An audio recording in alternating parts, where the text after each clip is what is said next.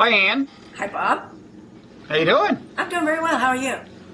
I cannot complain. Let me introduce you. I'm Robert Wright. This is The Wright Show. You are Ann Althouse, famous blogger and law professor at the University of Wisconsin. Mm-hmm. Yeah, but I'm about to give up the law professor gig.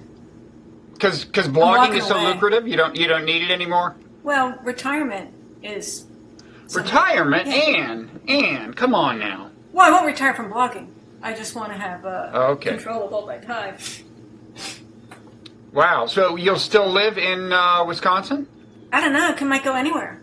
I could You've just got New York roots, move constantly. don't you? I don't want to live in... My husband doesn't like the city, and I don't want to live in the city. I got to conserve my funds. I don't know. I'll be fine. I'll be fine. I'll be fine. I'm fortunate. But wherever you go, you'll blog, right?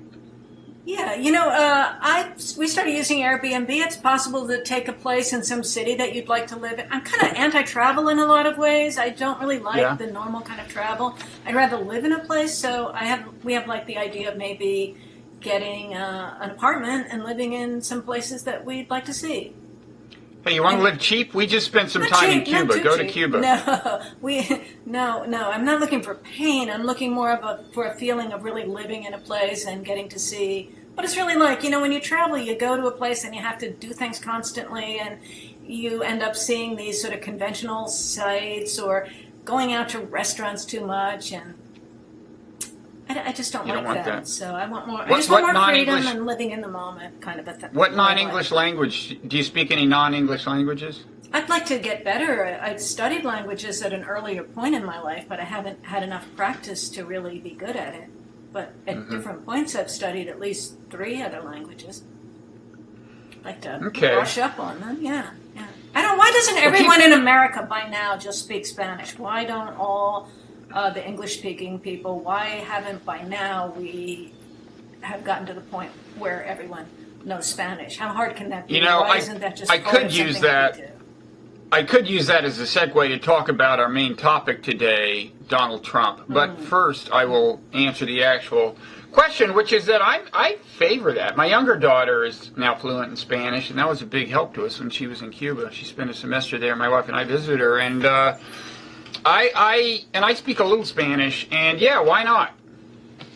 Amen. It just should be. I mean, isn't it as important as algebra? There's an idea for a second language. It's more important. Idea for a second language. It should help you in all kinds of ways just to have a second language. And why to make it Spanish? It's easier than the other languages generally, I think. Yeah. I studied it in high school. Maybe Hillary should propose mandatory Spanish education. I like the idea of the decentralized education. I think it should be at the state and local level, and I think the federal government should have nothing to do with education. No, see, I think Hillary should propose that we send kids to forced labor camps where they learn to speak Spanish. I think that could do this. I think that could win the election for her. But you may be right. Maybe more freedom at the local level is better. So anyway, let's talk Trump. I'm kind of you don't like him, do you? I get the feeling you're just going to rage. I was a little nervous about coming on because I thought he's going to yell at me. He's going to just get all hysterical anti-Trump, and I'm just tired of that. So can we do it in some other way? I'm actually not that hysterically anti-Trump. I'm actually interested in an attached analysis of what is responsible for his emergence. Right. Yes. Let's get on some kind of meta level that might be helpful. I want to be. Let's go meta Trump. I want to be myself, and I want to do something that I'm capable of doing. I'm not going to be wonkish in analyzing any policies. I'm not for or against any particular candidate. So I feel like I have something to offer. So I want to try to not get sidetracked into something that would be more of the usual thing that I wouldn't do well anyway. Let's try to make this interesting by doing something different that we can do and not end up yelling at each other. You remember the old blogging heads ideal that we wouldn't end up, we'd actually have a conversation and develop something new. Remember that? I know that ideal lives. Does that live? Ideal lives. I just taped a conversation with noted conservative thinker Robbie George, whom you certainly know. Yeah. And it was a picture. We were a picture of civility. It was wonderful. That's blogging heads. Well, I don't really believe in civility. On my blog, my standard tag is civility bullshit, because I think that the calls for civility are always bullshit, that people always have an ulterior motive and it's a means to an end. So I'm suspicious of people who make calls for civility. But if you want to be dedicated I'm calling for... Then let me revise my decision. I'm calling for incivility, and my hidden agenda is civility. Is that better? Well, that might be more honest, but let's be honest and let's try to do something that hasn't been done yet and that only we can do in a conversation. Okay, but first I do have to ask you, like, do you have a position on Trump? Do you like, you don't have to answer, but like, I will, by way of full disclosure, say, I do not plan to vote for the guy. I don't know who I'm going to vote for. I'm sort of against them all, and I may not decide who I'm going to vote for until I actually receive the ballot and walk up to the booth and pick up the pen and make the mark. I can envision myself, and I've done this in the past. In 1976, I decided who to vote for on the way to the poll. So I'm interested in the phenomenon of the undecided voter, who's often characterized as being some kind of big idiot. Why haven't you already decided? I wait till the end. I like my distanced observation from the point of view of the blog, so I don't decide. I try not to give into any of the hysteria, and I like to watch it. I call my brand, I invented the brand cruel neutrality. So that's my position, is cruel neutrality. I'm kind of against all of them. I don't like any of them, but I will vote, and I may not decide until I actually pick up the pen. So there's a chance that you could vote for Trump, or are you deciding between Hillary and Gary Johnson? Well, I was leaning toward Gary Johnson, but I think Gary Johnson is a little bit not vigorous enough. He uses marijuana, and my belief about marijuana is that the main effect is apathy. And I think he doesn't really have the energy and the focus to do what we need to do. But he is interested in that marijuana. You think he might have handled that Aleppo moment better if he hadn't done the bomb hits? I've been watching a lot. I've been watching a lot of Gary Johnson, and I watched at least one of the libertarian debates, and I noticed that he had a technique which I liked of just saying "I don't know." He says "I don't know" a lot, and it's kind of his trademark. If you've been watching him, I respect that, and I like that it's sort of honest instead of the finessing of the questions and doing that in the typical way. I think it's great to just say, I don't know. And he almost oversays it, but when it came out in the form of what is Aleppo, which is a variation of I don't know, it gave people something to seize on and beat them over the head with. And of course, the New York Times made a complete fool of itself trying to attack him and then not being able to say what Aleppo was successfully after at least two or three tries. Can I say two things in his defense on the Aleppo thing? Sure. First of all, I suspect that if you said, here's a little quiz, what country is this city of Aleppo in, he would have known. I think if you're like a presidential candidate, even if you haven't been doing the bong hits the night before, and you've got this guy, you show up early, you've just had your coffee, and they say, what would you do about Aleppo? First of all, one thing about the word Aleppo, it's not a common word. If you're not really focused on the Syria issue, it's just not a word you would have heard much in your life. And because it starts with exactly, you could mistake it for the article, and you're going like, what does Aleppo? What is Aleppo? Like what? Like as if they said, what is a leopard or something? Yeah. So but you don't. If you're going to run for president, you don't want to seem like a doofus when handling foreign. No, it wasn't a good. Wasn't a good moment for him. But the other thing I want to say is, when they said Syria, and he said, "Oh, I get it."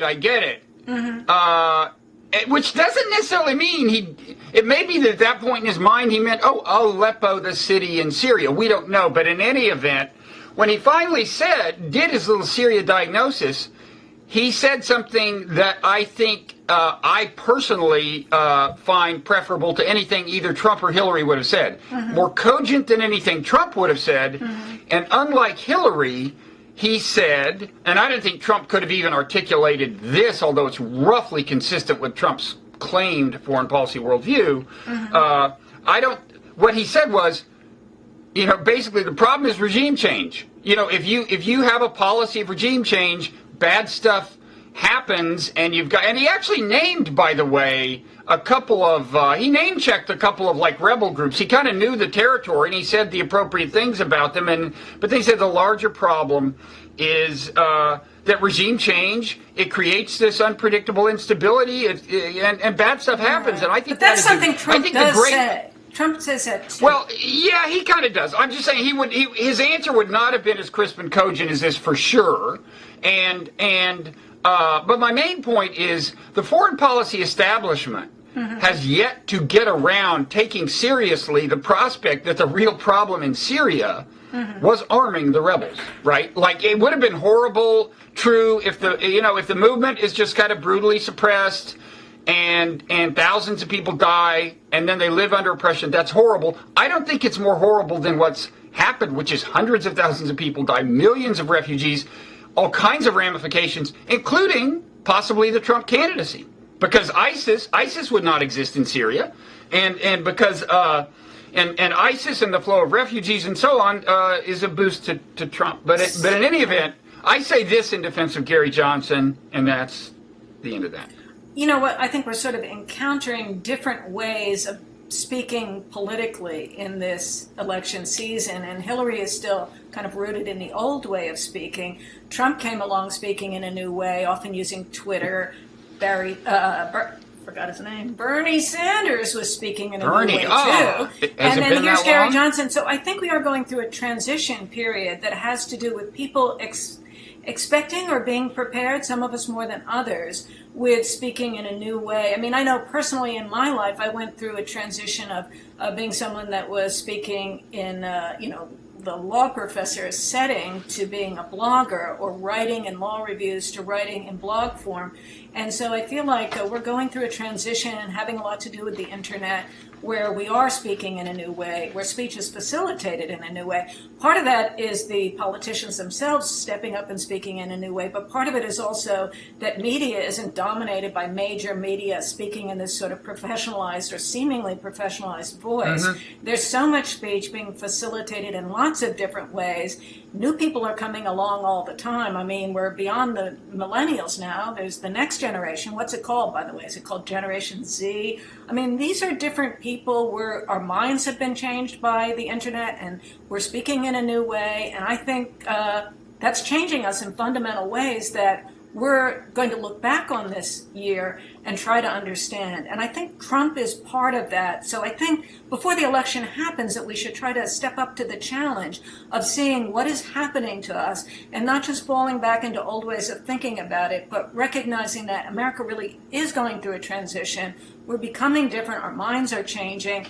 And Trump may seem weird by old standards, but he has some place within what is becoming the new culture that we're in, that we ought to have some sensitivity and perception about noticing what it is and operating successfully within it.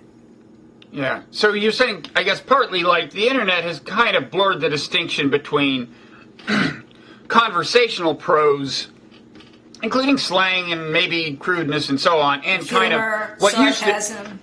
Yeah, and journalistic prose of the old-fashioned kind, which was more formal, and there were certain norms. And you're saying Trump is partly, I guess, kind of exploiting that. I mean, certainly this connects to the conversation a moment ago about civility. You know, there's the older norm of civility, and the elite is kind of losing ground. The elite within the Republican Party, the elite within the Democratic Party that has gotten Hillary this far, the elite media, commentators like George Will, who've just seen it all slipping away. And I think some of that is connected to language and just how we're changing, how we're evolving through language. Yeah, I think that's a whole subject in itself. I mean, there's so many big issues that Trump's rise embodies, and one of these is the decline of elite influence, the alleged decline of elite influence. You know, it was like during the primaries, it was like, when is the Republican establishment going to step in and stop Trump? Well, apparently there is no Republican establishment that has any actual power. And nobody ever really liked them. And there were people who were voting Republican, but Trump figured out how to see that he could have them in a different way by appealing to them. I love the poorly educated. There's so many lines that at first you think like, whoa, a politician said this and it worked. Because that, I mean, how did that line strike you? I love the poorly educated. I would think if I'm out there and I'm considering myself a poorly educated Trump supporter, I'm thinking of it as either insulting or condescending, right? But I guess it didn't. I don't know. He didn't say I love stupid people. He said I love the poorly educated. I love the poorly educated. For the people who haven't gotten a good education in this country? You know, there's a lot of elitism. People have grown up with better schools, been able to go to better colleges. Those people who fast-track themselves into these elite jobs, who think so highly of themselves. What about all the people that are left behind who haven't had those advantages? He isn't saying those people are stupid. No. I think he's showing a lot of respect for the people. And, you know, we are living in a democracy, and I think that it behooves us. That's not a good modern word, but I think behooves us, if we are not the poorly educated, but we actually are the elite, to try to understand where we are in relation to the rest of our fellow citizens, and not to look down on them, not to say, oh, they must be racist. That's why they're doing that. Or they're a bunch of idiots. Well, you know, and in fact, I think that that it's an occasion to be reflective and perceptive about what is really happening and why Trump was able to step into the place. And I think he deserves credit for perceiving that there was something that could be done and putting it together on the fly as a complete newcomer. People don't want to give him any credit, and a lot of people in the elite are just like calling him stupid or racist. And I just think we're going to be looking back on this, especially if he wins, which he could. I don't think he's brilliant. I think to a certain extent his way of being just meshes with the moment. In other words, I'm not sure he's... Why isn't that genius? Why isn't figuring something out within the moment, on the fly, and being successful within the game as it's playing out right now, while everyone else is caught flat-footed? Why isn't that the ultimate in brilliance? Even if he, along the way, is saying a lot of things that you can pick out and call stupid, the overall endeavor, with a complete newcomer to this, is astounding. And whether he should be president or not, I think he deserves that credit. Okay, but I'm just making the distinction between him saying, maybe if I go out and speak like in short, fragmented sentences and say crude things, that will help convince them that I'm not the average politician. There's a difference between doing it as a conscious strategy, and just being that kind of person, and thus getting the positive, you know, and so it works. There's just I'm just making an analytical distinction. You can call it credit either way if you want. I just don't think as much of it as a consciously thought out strategy as some people think. I think he is thinking about it and perceiving it, and he's been in entertainment for a long time and in brand presentation, so I think he has a lot of practice with that, and I think he is figuring it out and talking with people, maybe members of his family. But I really think it's a mistake to think, oh, it just happened to happen that this guy stepped up, and he really does have a crude mind and have only one way to think and speak, and so he's just doing that, and just by some chance, some great coincidence, that's what worked on the people at this particular time. I think I think that's more unlikely. If that's what you think is happening. He definitely looked at and this gets back to the question of whether he's racist. In a certain sense, I don't even give him that much credit, right? I mean, I think the things he said about Mexican immigrants, I think those things are calculated. I mean, I think he sat down and looked at polls. I mean, there is some evidence that when he got... is he subtle in this analysis? Well, and some of it is just the way he already is, but some of it is calculated. Some of the content of what he's saying is definitely calculated. There's no doubt about it. Mm-hmm. But if he's a genius, tell me, do you not agree with, I think, the consensus that certain things he's done have just been inexplicable missteps, like the whole thing with the Gold Star family? Was that smart? That's just like the average political analyst goes, are you nuts? And in this case, yeah, he was nuts. That didn't work, right? No, that was clearly bad for him. Okay. I think there's a difference between it being nuts and being something that, in retrospect, when you see how the other side played back, it's a mistake in retrospect, which he's admitted. But I think that what he thought would happen, I think he tried to ride on the gender politics of it, that here you have this convention putting forth a female candidate, and one of the main things that happens is this man and woman come out, and the man does all the talking, and the woman stands there like she's just a duly, like she's standing by her man, to use a phrase. And that, I mean, if I didn't watch that part of the convention, but if I were watching it and simul-blogging it, I think I would have ragged on that myself, that the gender politics of this is terrible. And I think you're missing a major dimension of this, with all due humility and respect. Do you not think that a lot of that about maybe she wasn't allowed to speak was a dog whistle to anti-Muslim bigots? You don't think that? Seriously? Well, let me answer. I think that part of the message is, well,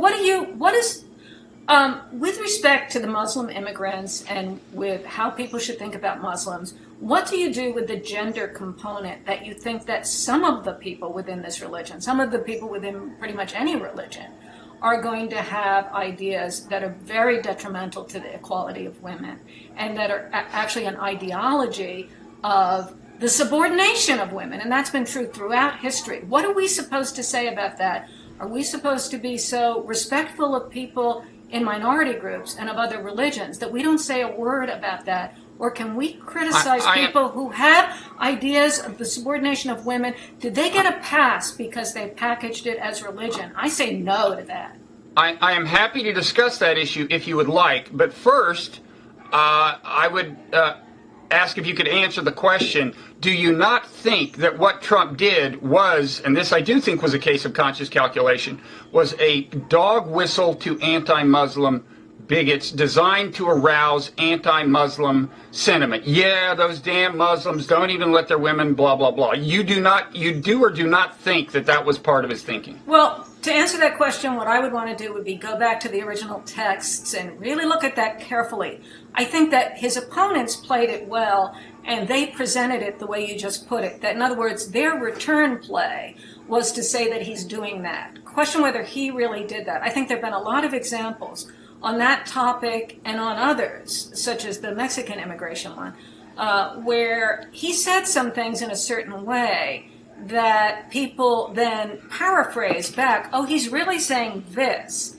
And they were doing, and he never really said it, but he also didn't really deny it. And he let certain passionate ideas kind of swirl and whirl around in different minds, including in the minds of people who have actually virulently bigoted ideas. But lots of different, some of it is just stirring up the action, throwing something out there, and then letting a lot of people do. It's virality. I mean, I think this is how the web works. This is back to the conversation about how conversation on the internet works today. It's sort of like you just get some action going and then let other people run with it. And it's a little bit like the old, any publicity is good publicity. So I don't think, I would need to go back to those original documents and see what he said. How much of the racism is really what he said. in He him? said some people are. He said some people are saying, and he uses that phrase all the time because it gives him, plausible deniability.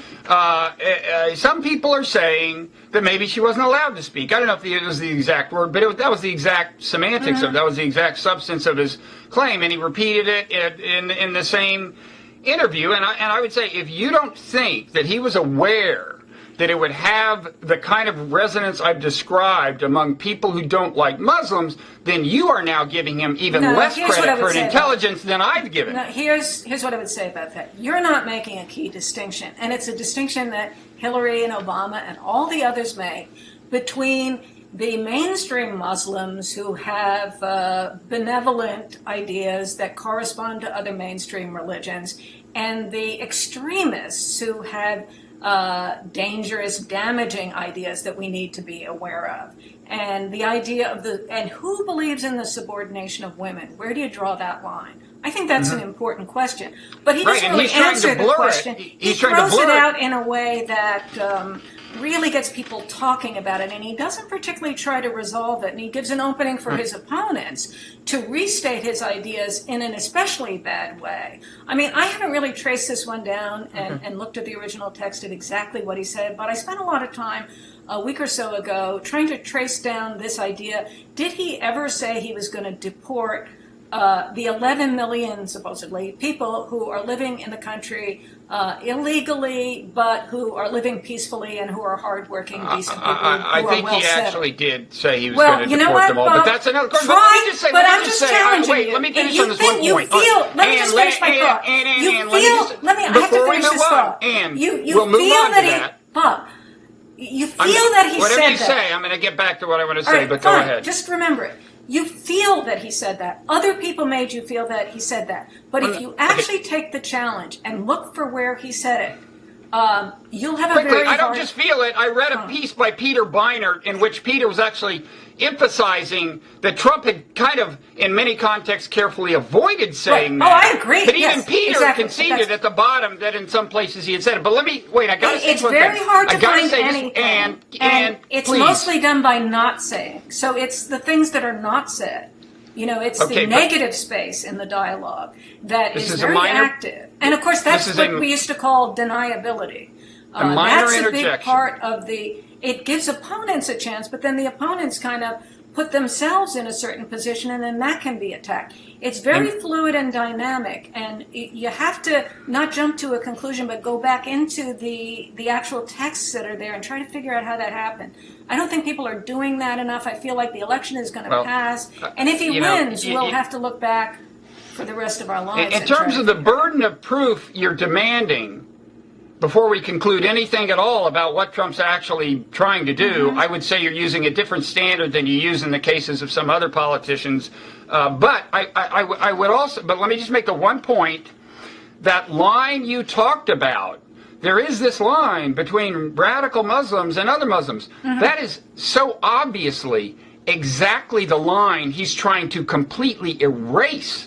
In that case, if he's accusing this guy, this Gold Star family, if he's trying, by your own analysis, to put him in the camp of people who brutally repress their women, then by your own analysis, he's saying this guy is among the radicals. And of course, that's exactly the way feeding the bigotry works, is to try to erase the line between the very small number of Muslims who can be accurately called extremists and the rest of them, and again, if you think he doesn't know what's going on there, you're giving him way less credit than I'm willing to give him in terms of tactical acumen. I think he's doing something, and that you shouldn't jump to characterize what it is. I think you're being too crude in saying you know what it is. This is what he's doing, and you're going into this sort of hysteria mode that I'm trying to resist. I'm trying to look closely at what's actually happening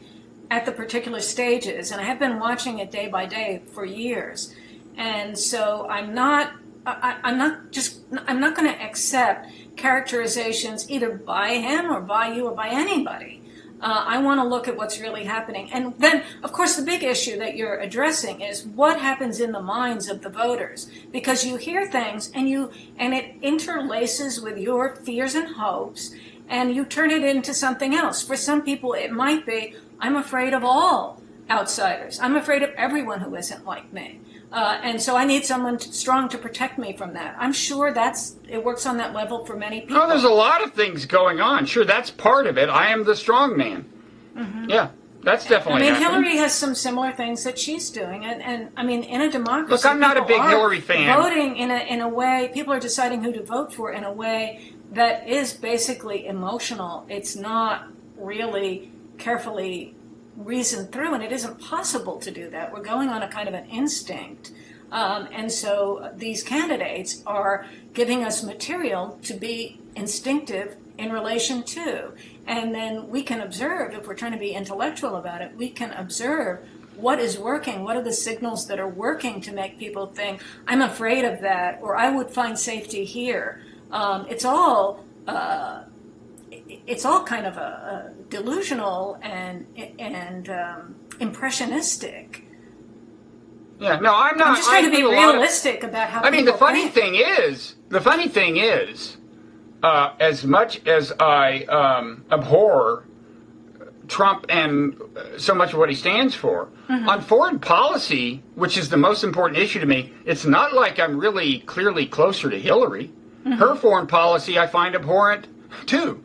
And if there were kind of a, every once in a while, I mean, if there were like a clearly articulated, well, no, there's no way the various things Trump's said about foreign policy could actually cohere into anything defensible. But I don't feel closer to her on foreign policy than him. That's why I said the thing about Gary Johnson is, Gary Johnson, in that one moment at least, sounded like a smarter version of Trump, or a better thought out version of Trump, a more cogent version of Trump on foreign policy. Yeah, but Gary Johnson isn't getting enough voters to vote for him, so he won't be able to get in with that. You have to do something that also works politically.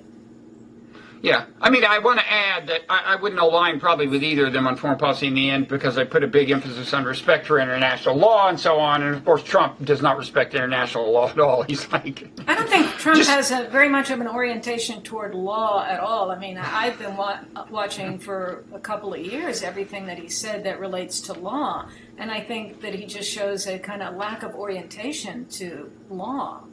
That's what people find scary. I remember there was a time like about a year ago when he would sort of kind of deflect it. I have great lawyers. So if there's a legal problem, I get my great lawyers to look at that. And I think in terms of what goals I want. He's been a client, not a lawyer. So he would be like, well, what do I want to achieve? And then I'll get great lawyers and they'll figure it out. They'll understand what I want to do and they'll find a way to do it. That's what I pay them for.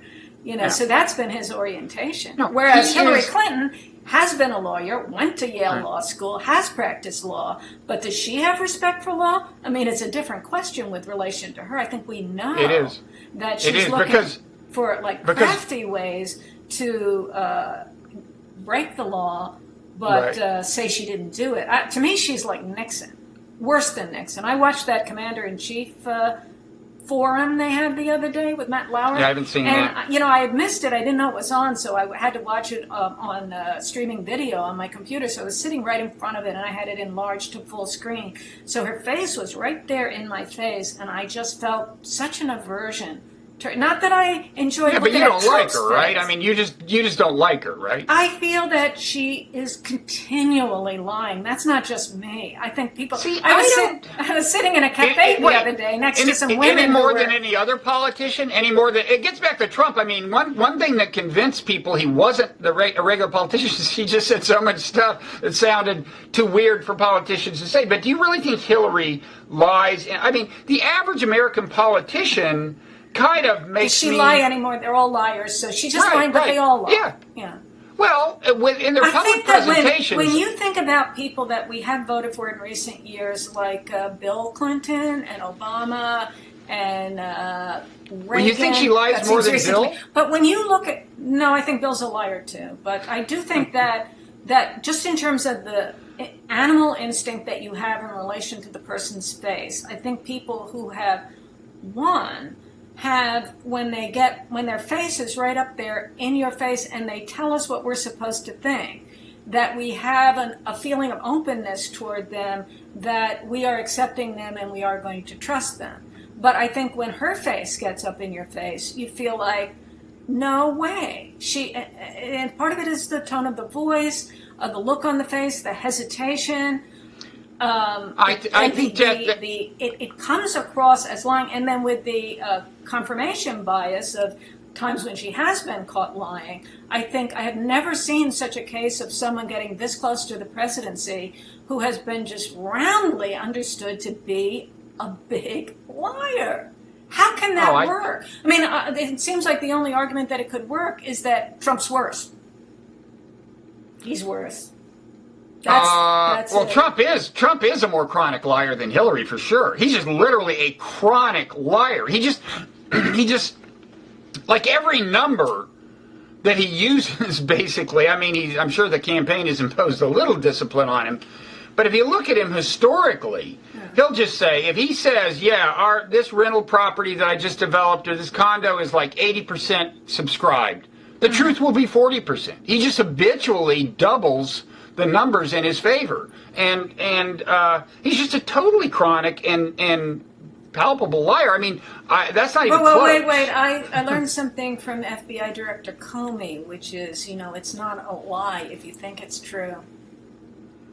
Well, okay, now we get to whether, but gee, that's even scarier if he thinks all this stuff is true. But I mean, I don't see. So do you think that the things that Comey was talking about that Hillary Clinton was wrong about, and the reason she wasn't recommended for criminal prosecution was because we just didn't have enough evidence that she knew what she was getting wrong, that she made all those misstatements, but maybe she didn't know what she was talking about. So I didn't follow it that closely. I didn't follow it that closely. But what in your view is the most egregious lie she told in the course of that? And I'm not well enough versed to come back at you over this. I have to do my research, and I would have to go through and collect the lies. And okay, but you got to have one lie to cite if you're going to indict her in this area, right? I mean, there must be at least one thing you can name that she got wrong. That none of the email was classified or was marked. Okay, classified. but even there, she has asserted lately, and this may or may not be true, but her position. Lying. Do you think she was lying? Was she lying, or she just ignorant, didn't know? Let me explain. A couple of things. First of all, what she says is now firmly with conviction, and I'm thinking it's probably true since Comey could tell us if it's wrong, and many of these emails have been released, is that there was not normally emails themselves, if they are classified, have a designation in a specific place. I don't know if it's in the subject head or what. It says classified or secret or whatever it is. She says, as recently as this week, not a single email that she sent had that. She says you cannot find an email that was that clearly marked. Now, so I gather... I love the expression, you cannot find an email. Well, when whatever. She destroyed the evidence deliberately. Okay, but that's different from what you're saying, Ann. And you're changing the subject. You're changing the subject. Yeah, we don't know what's in the deleted emails. You're right, but that's not what the issue you raised. So she says that, and so I gather that the deal was that, like, they forwarded email. You know how, I mean, all the time, I will go find somebody on an email, click reply, I'll find the email, I'll find an email from them to email them, and then click reply, and then I'll realize, oh my God, there's like 3 years of email history in that email. I have no idea what is said Bob, in that. if it right? were your responsibility to handle national security secrets, would you just shuffle it around and screw it up like you do with your normal email? Well, maybe that's an indictment, but I thought you were raising the question of whether she was consciously lying. I wasn't raising the question. I was trying to answer your question. You wanted me to serve up the worst lie. And well, okay, if that's the worst lie, I don't think that's very good. I don't think that's very powerful, given what I just said, unless you have something to say in reply. Again, I feel like doing this Blogging Heads, I would like to do things that I feel that I can do on the fly like this. If you're going to ask me questions that to answer them, I would want to do research. I would want to go to a particular text. Then I'm not going to switch over to just trying to say things off the top of my head. Okay, but you did. I'm not here as Trump's spokesperson. I'm not a policy wonk. I'm not going to respond to a cross-examination about particular issues. I can't provide that service. And, I have been trained as a lawyer, and I know what it means to be a lawyer. And if I were going to be a lawyer, you'd have to pay me a lot of money to do that, because I don't like doing that. That's not my thing. That's no problem. So I'd like to provide value by doing the kind of thing that I personally do, which at my stage is things I like, things that feel energizing to me, and that I can do without. Well, I just won't make up things on the fly. I think that's one of the complaints about Trump, is that he's consulting his mind and throwing out numbers. I don't want to do that. I don't believe in doing that, and I don't think it makes a good episode of Blogging Heads to do it.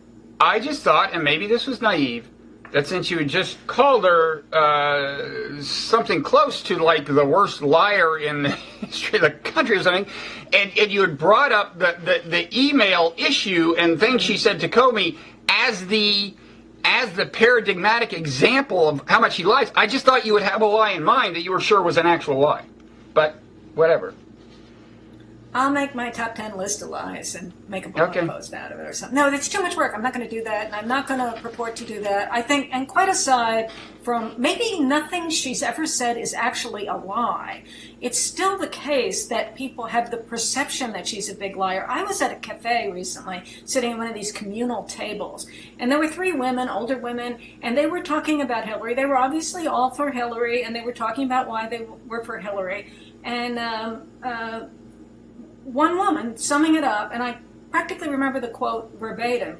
Was and this was a Hillary supporter, definitely going to vote for Hillary. Said she's a liar, but she's qualified. That was the argument for Hillary. That's what's out there. And when I think about why Trump could win, there's just such enervation, such resignation, and depression on the Hillary side.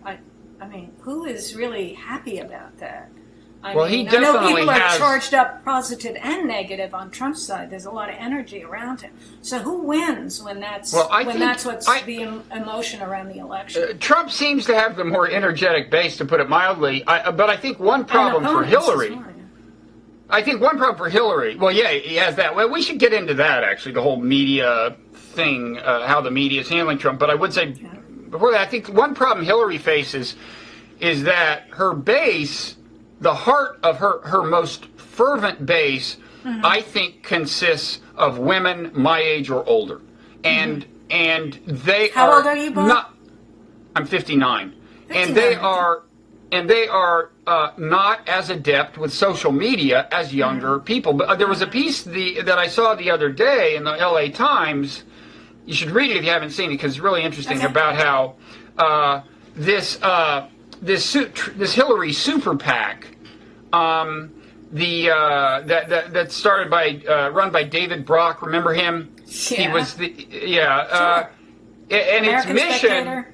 And it's like an AstroTurf social media thing where they like pay people to go online and counteract the unpaid Trump supporters who are on social media and react to what they consider to be untruths, I guess. There have been accusations that there are people in the comments section of my blog who are doing that. People are accusing other people of being paid to go in there and make the arguments. Well, if there's a lot of pro-Trump stuff in your comment section, it's not impossible that there are people paid by David Brock who are replying to them. But the point was, Hillary doesn't seem to have the organic version of this, whereas Trump does. And so Hillary's got an AstroTurf campaign, and that could actually backfire on her as this becomes better known. I want to see that, yeah. And generally, Hillary has spent so much more money than Trump. So it's kind of it's artificial. It used to be believed if you could just get enough money, then you could advertise the hell out of it, and that would work. Yeah. Which is why we have Trump, because Jeb. Right, exactly. Why is Trump the nominee? It's because Jeb locked up all that money, and the elite thought they could get their guy, and it just didn't work on the Republican side. And if Hillary hadn't had such a good head start, it might not have worked on the. So many people stepped back. I mean, why did that happen? Other than Bernie, everybody just let her have it. Why did the loser in 2008 then get to just grimly wait out her turn for 8 years, and then everybody stepped back and let her do it instead of letting new people, young people develop a following and have a shot? Why did the Democratic Party let that happen? I don't know. Like on Twitter, didn't work every for the time Republicans. They tried too. Like a couple of times, 6-8 months ago on Twitter, I would just tweet some poll that showed that Bernie would do much better against Trump than Hillary. And I'd always get big blowback from liberals, like, how can you be so naive and blah, blah, blah. But I am now convinced, and I admit that, look, it does sound crazy to say a socialist could do well in an American election, but I now think that Bernie would be in a stronger position than Hillary against Trump. I know that Joe Biden, it wouldn't even be close if it was Joe Biden. And then we would have had these two kind of angry-sounding old men, these sort of gruff.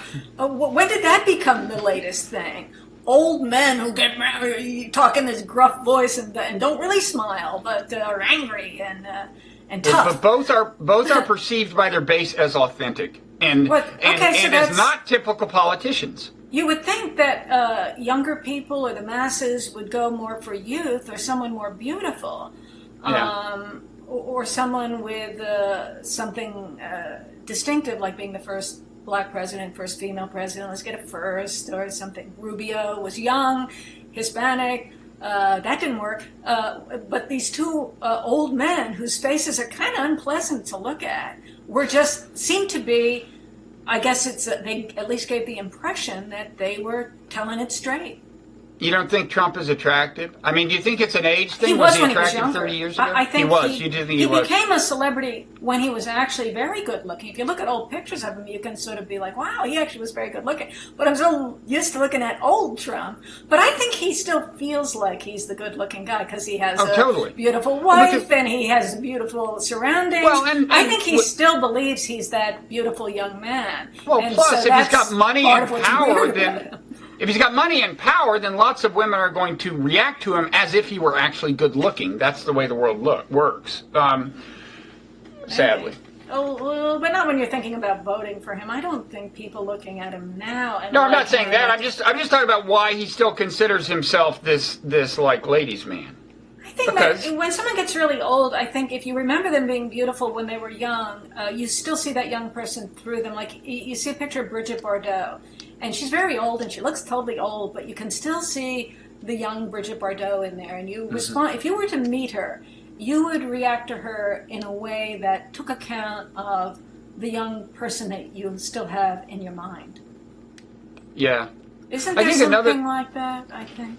I think it does work that way. I mean, I'm not, so you're not in the school that holds that his mouth is too small? Mouth is too small. I think his eyes are too so puffy that sometimes they're just a little. I think that part of trusting a person is that you're looking into their eyes, you're seeing their eyes. It's very hard to see his eyes. That's what bothers me. So it's the mouth. Maybe. That do you think he's had plastic surgery? What? Do you think we got plastic surgery here? I don't. Maybe he did, but I think he doesn't didn't have do the anything obvious, to open up his eyes. I don't think he doesn't have did. the obvious signs. So I don't know about this? We don't talk about his hair anymore. Well, why did it used to be whenever the subject of Trump came up, everyone wanted to talk about his hair, but we got over that. No one talks about his hair anymore.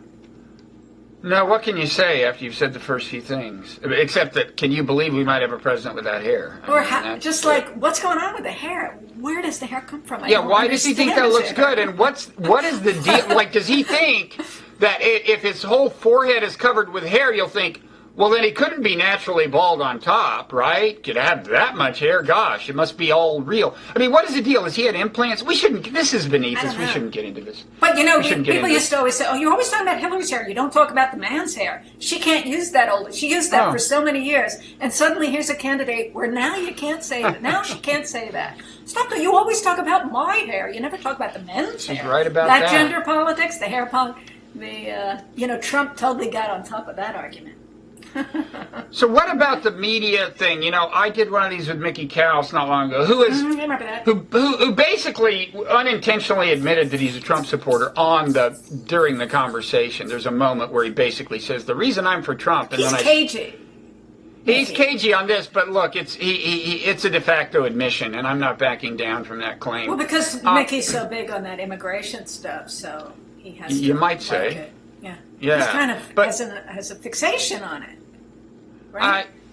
I leave it for you to decide whether it's a fixation or an obsession. But he's interested in the issue. He's interested. But one thing Mickey and I agreed on is that in certain quarters of the media, there is kind of an anti-Trump thing going on. It's ridiculous. It's so extreme that I think the media has squandered its credibility. Nobody believes, and it's just throwing the discourse open to new media and social media because no one thinks the professional media is professional anymore. My concern is that they're so ham-handed about it, they're so obvious about it that it won't work. That's kind of what you're saying, right? I mean, it's... they're so obvious about it that it will work? I mean, what? Yeah, that it won't work. That it won't work, yeah. And now what will they do?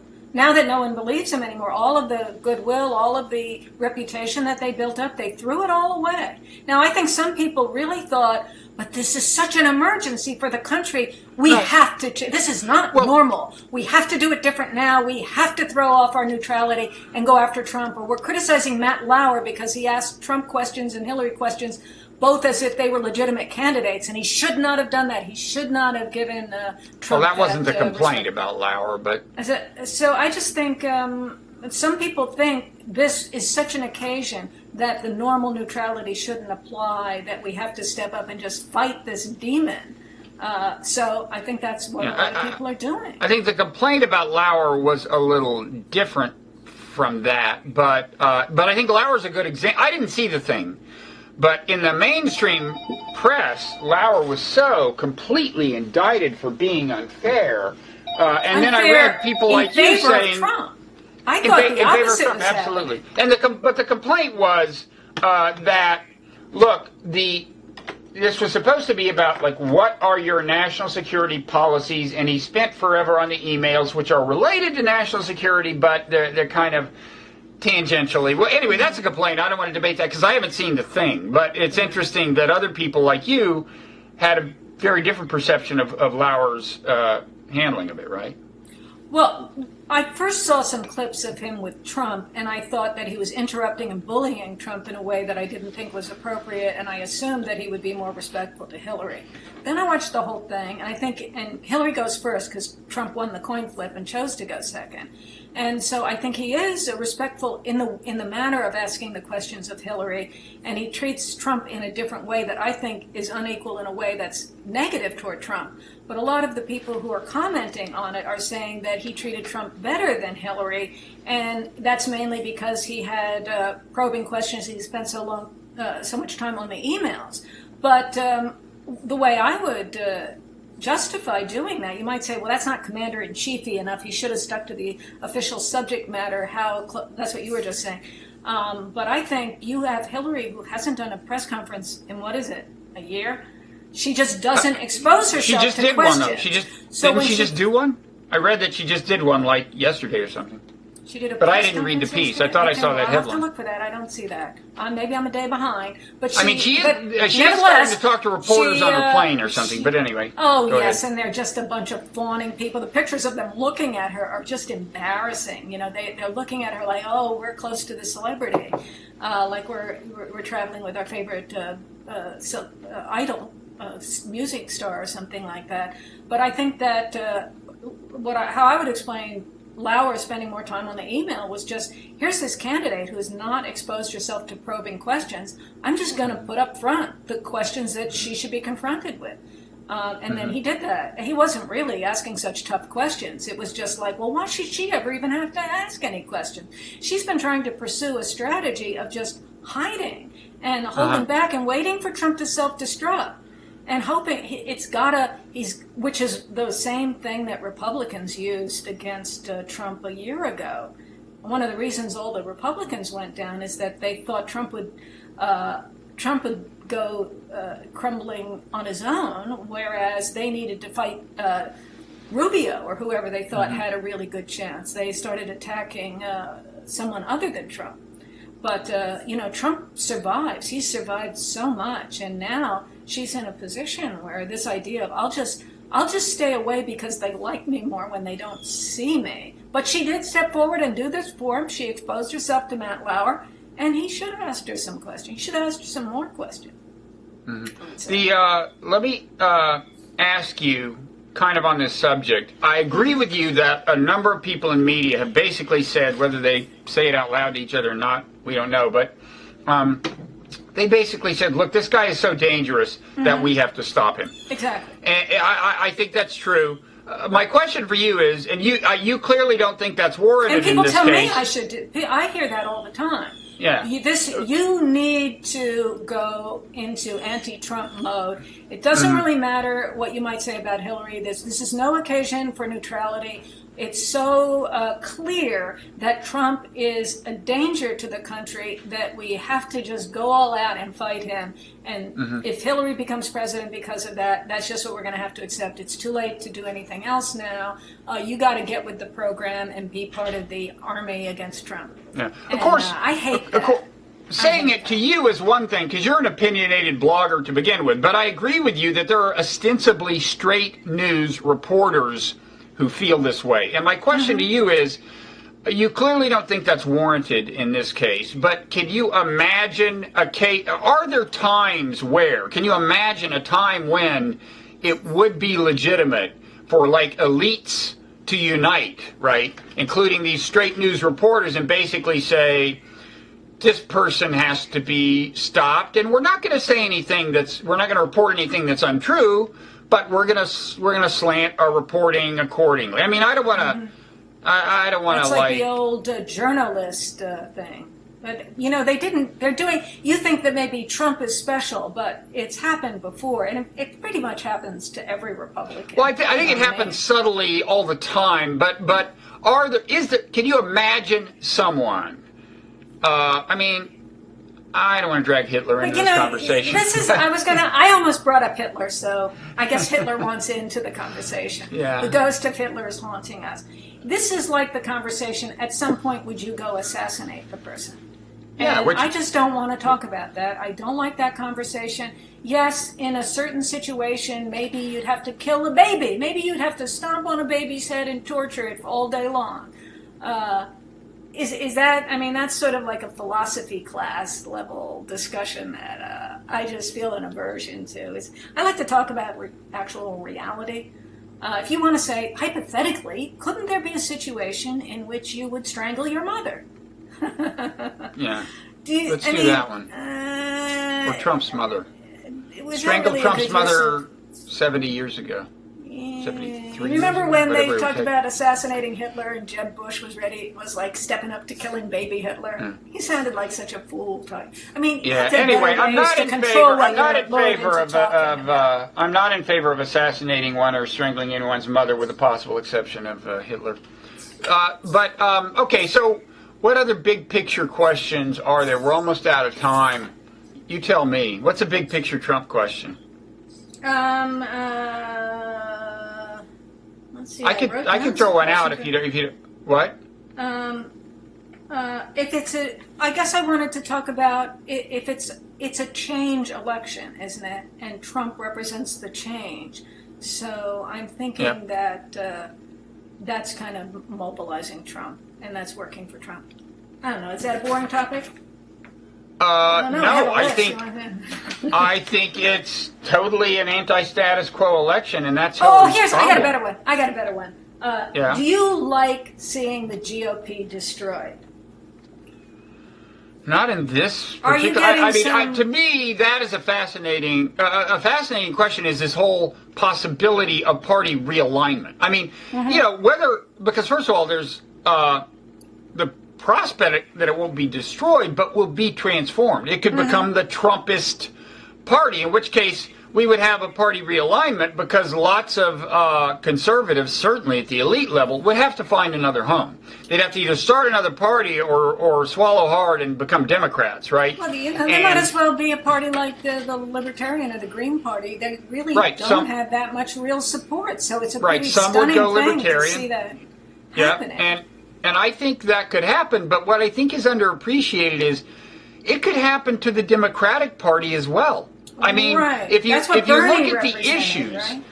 In a way, yeah. If you look at the issues that Trump has worked to his advantage, they're real issues. I mean, there's trade, there's the perceived effect of trade on jobs, the perceived effect of immigration on jobs. And in both cases, it's not entirely a matter of perception. You can argue to what extent the effects are real, but it's not entirely made up.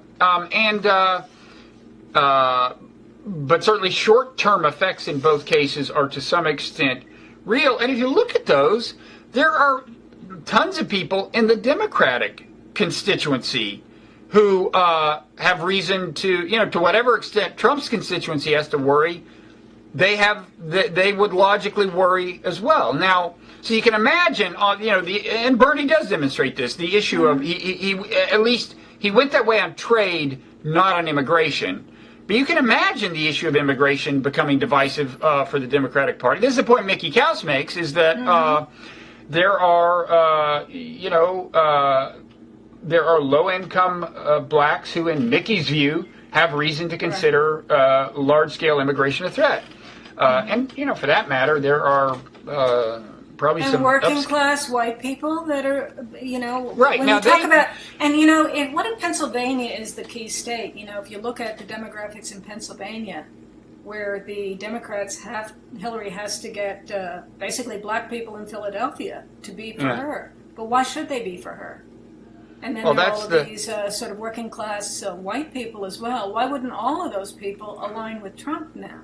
Or at least not align Well, with in Hillary? the case of blacks, Trump, part of he's the a answer racist, is so you can't he's possibly perceived vote for at least. He's perceived at least as a bigot, even though actually most of the things he said have been directed at Muslims or Mexicans. And then there's also the history of his housing. You know, that housing discrimination suit. The Trump properties, were, I think it can be plausibly said, there was a policy of de facto, or at least there was de facto discrimination, and because the feds actually ran the test. They actually ran these fake renters in and said, "Can I rent from you?" And basically they said no to the blacks. In the early 70s, when his father was really the dominant person in the business. Yeah, but he was very involved in that. But anyway, I don't know. I would think that. I mean, I can't speak for a lot of black people or something like that, but I think many people think that there's racism everywhere, and the idea that one candidate is the racist and the other isn't is kind of unsophisticated and something to be kind of scorned or scoffed at. Yeah. I mean, there's racism all around, so if you want to do racial politics, I don't know, maybe there's just a reorganization, a reshuffling of how racial politics will be done. But Hillary seems to assume that she owns this group, and that well, there's a but if they don't long-standing vote for her in the key cities in Ohio and in Pennsylvania, I mean, that's the strategy for winning those swing states. Is that the Democratic racial minorities Party belong to the Democrats? But why should they belong to anyone? And why don't they ask for? Oh, that's a question I have: is why don't they ask for more? I haven't. A couple of years ago there was talk about reparations for slavery. There was a kind of a building up of substantial demands from black groups or within the discourse about racial politics, considering that black people may really determine how the election comes out. If you think of those swing states and the role of the urban areas for the Democrats, they'll determine the outcome, perhaps. I can see an analysis where that's the outcome. Why aren't more demands being made of Hillary? Or why aren't more vibrant issues being presented? I know Black Lives Matter. That's been out I'm there, sure if you that's looked not at the her, only. I'm sure if you looked at her issue, I'm sure she could point to policy positions that she says. I mean, for starters, look, sure she can point to Obamacare, which she supports and he opposes, has in the Medicaid expansion dimension of that has helped very low income people of all races significantly.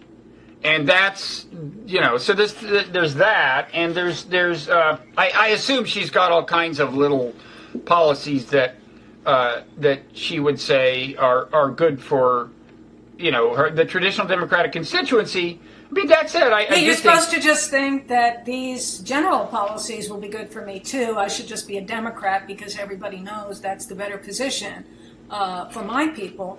But why aren't bigger demands being made? Why? I was just noticing that there hasn't been any talk about reparations, which was a big issue a couple of years ago. Yeah, why did that get? You're not going to get a major eclipsed? party presidential candidate to support that. I don't think. So here's a group that actually determines the election, and that is just assumed to not really deserve anything special, but to just get in line and vote like you always vote. Don't even make any requests because you're not going to get that. Why aren't stronger demands made? Why aren't more aggressive demands made? I don't know. I mean, look, there are people who are perceived as leaders of the black community that she talks to. I don't know what they say to her, what they say to Hillary in the way of what they want or whatever. Or what they're going to get if she gets into power. So you're talking about the way leaders speak to her in private and somehow get into a position where they then tell their followers that they need to vote for her. But that just seems like the system is rigged and that those with access get favors. So that's the old elitism model. Here's a question for you. I think that could be shaken up. I think a non-trivial part of Trump's base has tremendous dislike for affirmative action. Has Trump, has he said anything about affirmative action? Because this would be one difference. I mean, if he's really going to cater to his base, that would constitute a difference between him and Hillary that would not work in Trump's favor in the black community. But he hasn't been using that. He hasn't forefronted that. I mean, if you really try to do an analysis of what Trump has said in this category of racial politics. Well, he was just in Detroit giving his race-oriented speech. It was very much around, I'm here to listen to you, and there have been a lot of wrongs that need to be righted. So what do you want? I think... How do you want to write I mean, you just said where are Hillary's policies? Well, where are Trump's, aside from the, the immigration and trade issues, which are, they're non-trivial. And he is talking about that, yeah. But also he's saying that there have been wrongs that need to be righted. So he's opening up the discourse about that. Yeah, but he's not going to come out in favor of reparations. I think what Trump's doing is just trying to present himself as a non-monster. I mean, I think he's just trying to show up in front of black audiences and go, look, I'm not as horrible as you think I am. I think that's what he's up to right now. That could be enough. Right, that could be enough, though, right? It could be. You don't have to come out and vote for Hillary. It's interesting. It'll be interesting to see, because he's just starting this rollout now, the kind of the black audience rollout, and it'll be interesting to see what happens. Yeah, and he does everything in a way he's unpredictable. He likes to be unpredictable. And she doesn't, how does she prepare? Because you don't, just talking about this one subject, she doesn't know. Her people don't know what he's going to do with that. He could do a lot of things. He could do nothing. He's flexible. Mm-hmm. Okay, final question, because we're already like 5 minutes past an hour. Right. But I need to be at a faculty meeting, so I need to get my walking shoes on and power into the... Even though you're retiring? Now, if you're retiring, you can just say outrageous stuff at a faculty meeting. I could just skip that meeting, yeah. I think you should go, but insult people, because that's I could go and really, like the Harper Valley Trump. PTA meeting of faculty meetings.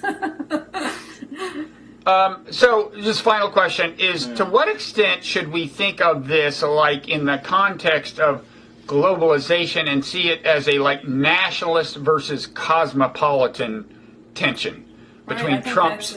I think that's a big issue. I think the elite have been talking about everything being global and global trade, and that's the people, that's how the rich get richer. That's what Hillary is keyed into. That's what Bernie Sanders was yelling about. I think a lot of people are open to the big Trump message, which is make America great again.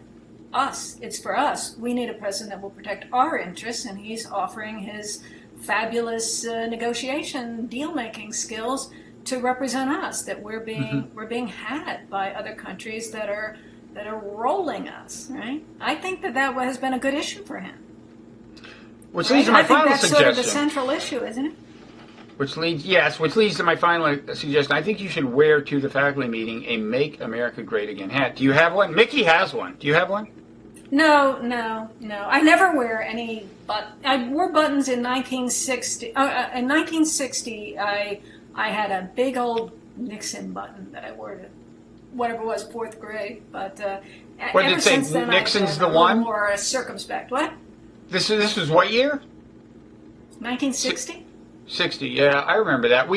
Funnily enough, my family was Kennedy supporters, so I vaguely remember Kennedy is good and Nixon is evil. And the reason I say funnily enough is it wasn't a liberal family I was brought up in. It's just that they were from Texas, and that was back when the South owned the Democratic Party, or vice versa. Right. I was growing up in in Newark, Delaware, and and everyone was Republican. Republican country, even though you think of Delaware as being the big Democrat state now. But I remember Nixon. Just everyone was, and I can remember saying. I remember a quote of my own from 1960 when I was 9 years old.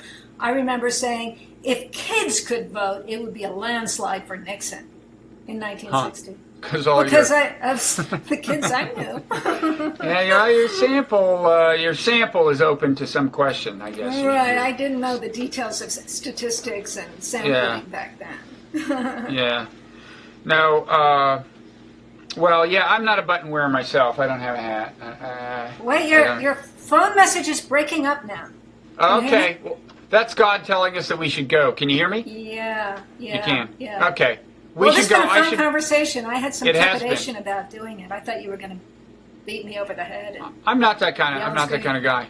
My yelling and screaming was limited to like a 5-minute portion of the conversation, I'm proud to say. Okay. But so... Thanks for the civility as a means to an end. Yeah, well, let's do it again. Certainly after the election, if not before. Okay. Yeah. All right. I like Thanks, to do Ann. it, so that'll be fun. Okay. Okay. Bye-bye. Talk to you later. Bye-bye.